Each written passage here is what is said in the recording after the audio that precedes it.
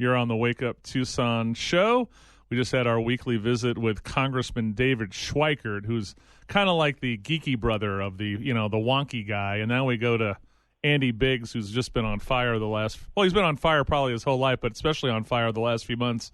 Andy, welcome back, sir. Thank you. Good to be with you. Thanks. Is that a good description of Schweikert? He's like the wonky brother of the family. You know what I mean? Yeah, he is. So if you're on a long flight back from D.C. and you're next to David, you're going to be talking numbers until one or the other you falls asleep. I guarantee you that. Nothing like blockchain with your honey roasted peanuts. Exactly.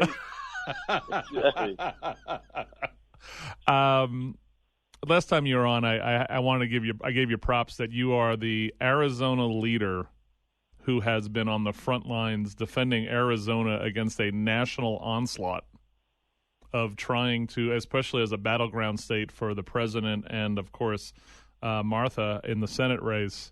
Thanks for being there on the front line, because you're one of the few elected officials out there that I see that are bravely speaking about the truth of what's going on in the state. Well, you're welcome. It's my job. It's what I'm supposed to do. And I'm doing my best, doing the best I can. And folks, by the way, folks like you really, really help, because we got to get this message out. We've got to get the message out, what's happening, everything from riots to COVID to lockdowns to let's not go back to school to border issues. I mean, there's just so much happening, and a lot of people just, I can get it. It can be overwhelming, but a lot of people just don't want to talk about this stuff. So I'm going to steal a phrase from a guy we both follow on Twitter, which is Alex Berenson. A virus is going to virus. Isn't that what they told us in March? And this is what's really happening, right? Yeah, that's exactly right. I mean, and they don't. A lot of folks don't want to talk about data because it doesn't support the fear-mongering narrative that's out there. I mean, that's really it. If we start looking at the data and they'll do what Alex has predicted, and people like Scott Atlas, who's a doctor who's now finally, thankfully, they've added him to the coronavirus task force. I am so happy for that. Absolutely. I mean, here's a voice of reason, well-respected, highly published medical doctor and scientist, and he's been telling us all along, this is what it's going to do. This is how we deal with it. This is how we should deal with it. And the Faucis and the Birxes have basically turned away from that and gone just 180 degrees the opposite direction. And then you throw in the social media giants that have basically suppressed literally hundreds and thousands of doctors on the front lines who believe they have a workable prophylaxis or therapeutic, and in Arizona, for instance, it's essentially a crime to give that curative prescription to anybody who doesn't have rheumatoid arthritis or lupus. I mean, can you imagine that? I mean, doctors, they want to heal patients. They don't want to do harm. And they're being prevented from practicing, which means that patients are being prevented from making choices in their lives, how they want to be treated. And like I said, we're trying to get a doctor on. The guy's in El Centro, California, which has been a front line of stuff for the last 45 days or more.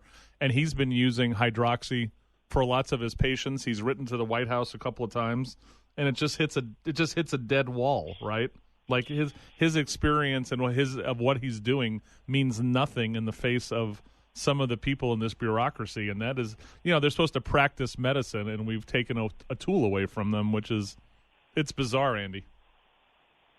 Yeah, it's kind of weird. So when you take hydroxychloroquine and you look back over 80 years, roughly 80 years, just a little under 80 years, probably almost 1 billion doses of HCQ have been used for people from lupus, who have lupus, rheumatoid arthritis, who are going to malaria-infested countries. We give it to pregnant people. We give it to people with heart disease. They're the only FDA-advised restriction is if somebody has psoriasis. Other than that, studies are out there, and this is a drug that's safe. It is past phase 1 75 years ago, which means it's safe to use for human consumption. If there's a question as to efficacy, why not let people have that right to try? I mean, I introduced and got passed into law the right to try law. Right. It doesn't cover the situation, but why not let people make that decision? It's amazing. Doctors and patients. We're on with Congressman Andy Biggs. Now you have also on your you've been doing some video interviews with the guy who's the CEO of Mountainside Fitness, because you've been a big supporter about how these businesses need to reopen because they're not being treated fairly like everyone else. Would that be a fair assessment? That's it in its simplest form. But more than that, I mean, so Tom Hatton. So here's a guy that, and all these gym owners that I've talked to, they've all invested in trying to make it safer, conform to guidelines that are out there, meet some benchmarks that are out there. And you know what? There is no science or data that says if you go to a gym that you're more likely to spread coronavirus than not. And how about this? Let's just get back to this thing. If you think that you're more likely to spread coronavirus by going to a gym or working in a gym, how about you don't work in a gym or don't go to the gym? Right. And let people who are willing to take that risk go to the gym or work in the gym. This is absolutely utter nonsense. It's remaking America, and that's one of the. So we're dealing with the public health crisis one. Then we have the secondary public health crisis, which we're not talking about today necessarily. But then you get to the remaking of America, where you are aggregating power right to governors, mayors, and you're taking it away from where it has always resided, and that's the people. And elected officials forget we don't have power. We only have authority delegated to us by people, and the people have the power. And I am just absolutely perplexed at how we as Americans have let this go and stand this whole thing on its head. You know what I mean? And so, well, look at our own state. The Arizona State Senate refuses the meat while this is going on. There's no balance from the we haven't seen the legislature in action in 4 months around here. When did they start doing their job? Well, here's the deal. They sine die, which means they adjourned. They now constitutionally cannot come back into session unless one of two things happens. Either they have to get a super majority to come back in, and the Democrats, because it's so close on the numbers, Democrats won't vote to come back in. Right. So they can't call themselves in, and then the governor refuses to call them in because he doesn't want them countermanding anything he's doing. So in a way, we are stuck constitutionally from going back in, and we probably need to look at that to make sure that doesn't ever happen again. Because what you're doing is we basically put ourselves in a box legislatively because they need to be there. I've talked to like Kelly Townsend, Fincham, Warren Peterson, Travis Grantham, and people like that. I've talked to them. They would like to get back in session and countermand this. They just don't have the votes to constitutionally do it. And I know it drives them crazy, but I think we as outside observers, we go crazy and say, you need to be there because for instance, schools. In my congressional district, I've got two school districts where both the teachers and the students, and not students, but parents, have by an overwhelming majority said they want to go back in person, open schools. And the school board said no in both of those school districts. So it's this power play that's out there that's driving everybody crazy, I think. Well, what's going to happen is all the kids that the parents have been locking down in their homes doing nothing are going back to school and seeing each a little better. So then we're going to see a little bit of infection possibly, which of course is going to be the call to shut it down again, even though cases in 49 of 50 states are actually going down right now. And of course, Arizona, we have the lowest rate of transmission. So, but we got to screw this up for an election year, right, Andy? Well, it does lead right into that, doesn't it? It makes you think maybe this is political. Maybe this has some political overtones, and And I hate to be a conspiracy theorist, but I tend to think, yeah, probably does. Tell us very serious. Tell us about the opening of schools, because that's something you've been big on. And with the superintendent of schools we have in Arizona, she wants to keep them shut as long as possible.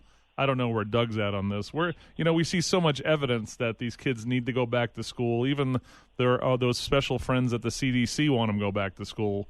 Where are we at the sending kids back to school thing in this state? There's not very many districts that are going to open up for schools. I mean, Queen Creek is, but then they've got teachers, the teachers union, kind of pushing teachers to resign. So more than 36 teachers have actually resigned in Queen Creek because they're opening up on Monday. You have to admit this. Journal of American Medical Association Pediatrics has a study that says our data indicates that children are at far greater risk of critical illness from influenza than from COVID-19. You have CDC studies that indicate the same, and they're all talking about American Academy of Pediatricians walked back some of their statements, but what they then walked back was there's a greater risk for kids outside of school than in school, and so we're behind the curve here. There are places around the world. I mean, you can just go start listing nations around the world that have opened up successfully, whether it's Switzerland, Canada, Netherlands, France, Iceland, the UK, Australia, Ireland. They've opened up their schools, and they've been very successful in doing that. And we're just behind the curve on that, and it's a crying shame because you've got kids. And I would just say I would encourage everybody to go to my Facebook page, because we catalog literally dozens upon dozens of real life stories of people talking about why they want their kids or their grandkids to get back to school. It's some of them are really heartbreaking stories. They want their kids to get back to school. They want them to be educated. Studies have indicated now that some kids in the early ages have lost as much as 30% of their reading skills because they've been out of school early in the spring. And so this is serious stuff, and it's being driven by some political interests, I got to believe. A friend of mine sent me something that said, I'm starting to see, Cuomo, New York, Schumer, and a few of these guys are saying maybe we should open up the schools. And why is that? And, of course, what's happening is they're seeing polling that parents want the kids to go back to school. It's not because the only science and data they're looking at is the polling that says there's independents in key areas of the country that said open up the damn school.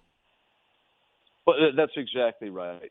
That's exactly right. You know what? They created the monster with the left-wing media, where they came in and basically did a scare the bejeebies out of everybody job, and then it worked so well that they now can't have trouble doing what the science and data says needs to happen, such as in cases of opening up schools. I mean, Cuomo and de Blasio are the last two people who should be telling anybody on how to manage this epidemic. Cuomo, they missed the surge there because the surge was their elderly population, their most vulnerable people, that they refused to allow them to go to hospitals and try to help them. They effectively killed those people by saying, "Oh no, you got to get out of the hospital," because nursing homes were sending them to hospitals, and Cuomo said, "No, get them out of the hospitals." Why? Because somebody might get sick who has COVID. Well, these people were sick. They have COVID. You know what that's called? That's called a death panel, and that's what happens when you have bureaucrats, and in this instance, elected officials, making health care decisions for people, and that's the crime here. That really is the crime. So in relation to what's going on in the world, we got a crucial election coming up, Andy. My last question for you is, what's your message for the Wake Up Tucson listeners on what they need to be doing over the next 80 days? They need to be talking to the neighbors and friends, putting up signs. They need to be involved, campaigning, get info, because if you think the Biden-Harris team is going to be good for America, look at Colombia. I mean, that's and Venezuela and these some of these totalitarian type states. I threw one in that's not totalitarian there. Sorry about that. But the point is, this is not going to be good for America. We have got to be out there fighting that fight, and I mean it's got to go down ticket. We can no longer allow. Look, it's something you and I were just talking about. We can't even open up the legislature to deal with this issue because the Democrats refuse to acknowledge it as an issue that needs to be addressed from people who can make policy decisions on this. And so we need from Trump, Pence, to Martha McSally, your congressional delegation, right on down to your state legislators, your local school boards, for Pete's sakes, who are ignoring the will of the parents and teachers. From top to bottom, we've got to work to change this state back to a state controlled by the people who have the power, and that means we got to go Republican. Sorry to say. Well, instead of that, could they just hit not like on Facebook and not do any of that other stuff?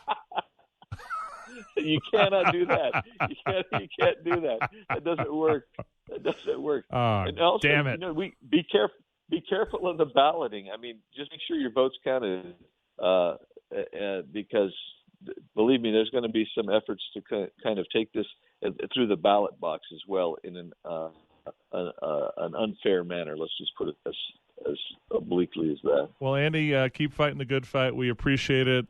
He's one of the few people. Twitter's a cesspool, but Andy's one of the few people I do follow. So, Andy, thanks for doing what you're doing. Thank you. Appreciate it. You keep up the fight as well. Great show. Thank you. Thank you, sir.